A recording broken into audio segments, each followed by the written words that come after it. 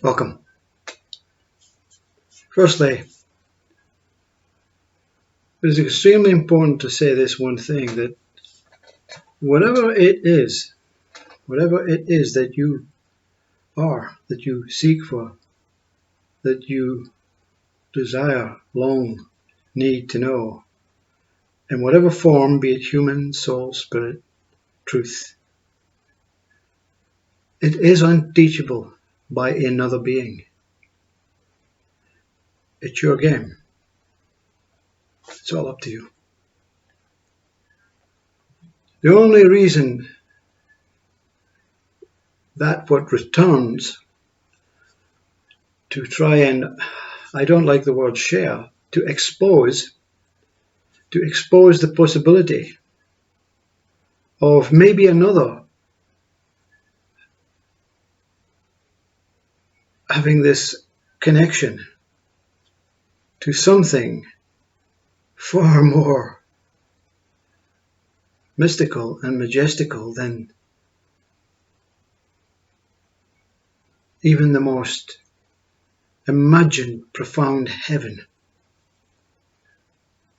with multiple heavens within it, cannot come close to that what has been experienced. And the only way that you will understand any speaker, anything in life about anything, is through experience. And that is what this body is here for.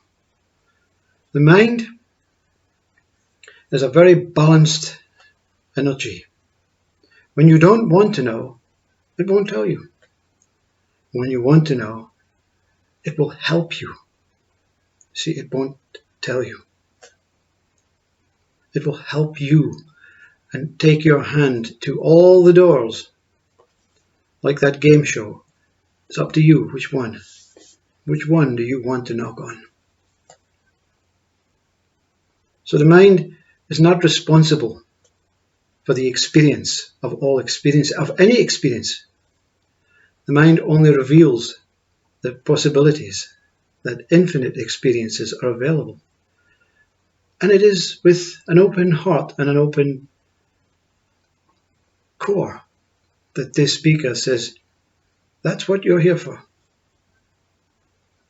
That is what you're here for, to experience.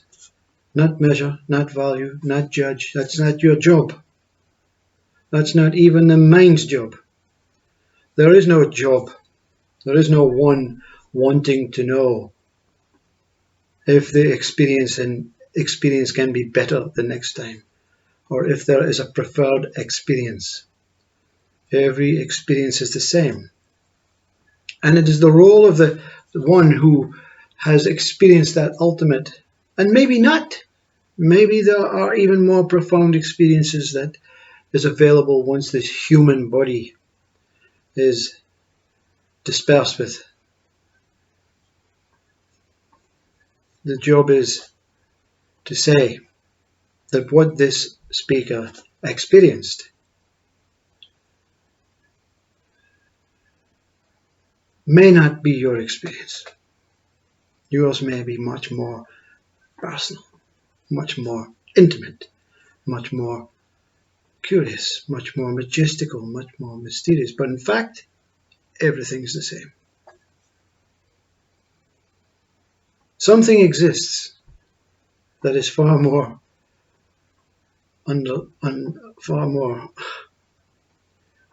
wise or intellectual than what we imagine even God to be. And that something that exists is there to be tasted, touched, experienced, in a very subtle way, that you are able to come home safely. Matters not if you don't come home safely, because the experience is infinite, is ongoing. This is one whole, infinite, limitless, non-ending, always here experience. Matters not what you appear as, if you appear with the same mindset, with the same ideas, the same concepts, the same lessons, the same family. It matters not. is beautiful in every way. Even the bad days are measured once this ultimate experience, to say that was that bad day as bad as it was? It was just as beautiful as this ultimate experience, and that is immeasurable, you see. There is nothing that can measure. Only a measurement is, wow, I am able to experience. I am able to experience life. I am able to live life as a living life. It's so important that you overcome this ego state and have it, take it back, but this time you'll know that wise old you, not age, whatever age you are, is irrelevant to this being here. That wise you will never let the ego dominate or overbalance your whole state again. So is there a God? You cannot name it. Well, I cannot name it. If it's a God, it's everything and more than what you imagine. If it's a universe being, it's much more than you imagine, Mr. Mind. If it's self, it's much more than you imagined. If it's consciousness or spirit, it's much more than what the mind imagines. Because the mind imagines status. It imagines that all these things are all separate. That the spirit is different from God. God is different from consciousness. Consciousness is different from self. Self is different from God. Whatever it is, it incorporates everything that the mind can imagine and more. So it's not important in a materialistic world unless you write a book, unless you charge people for satsangs and whatever. It's just a way of life. We all do that, you see. We all make money and get on with it. But there's no gain. There's no speciality. In fact, all of these past beings that have been written about and made statues of and accolades would be absolutely disgusted with the thought that they're separate, that they're special. Because without the worm, the earth cannot survive.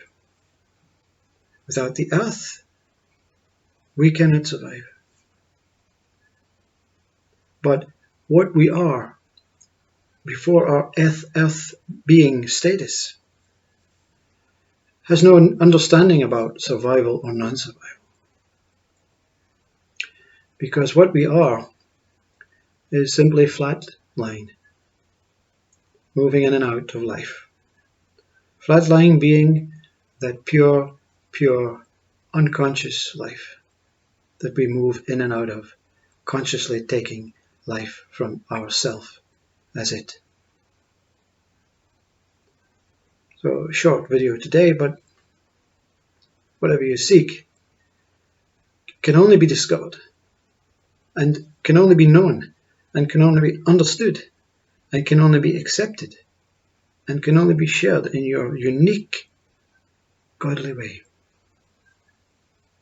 And it's not good luck, because the speaker, the one who experiences, doesn't really care if another really reaches their highest goal, because there's a knowing that you will. All will reach their highest goal. Take time out of the equation. Take life or aging or movement or all these past, middle, future methods out of the way, and you've done it already. You're already that. It's just that you're having fun. Even the suffering is fun, even the pain is fun. And it is. It's all the same. It's all absolute joy to be here and whatever we are. For as long as whatever we are. Because that long has gone. That longing has gone. Because you are now, or I am, whatever I can be in that experience of life. In this here-ness position. Whatever that is. Namaste. Have a great day.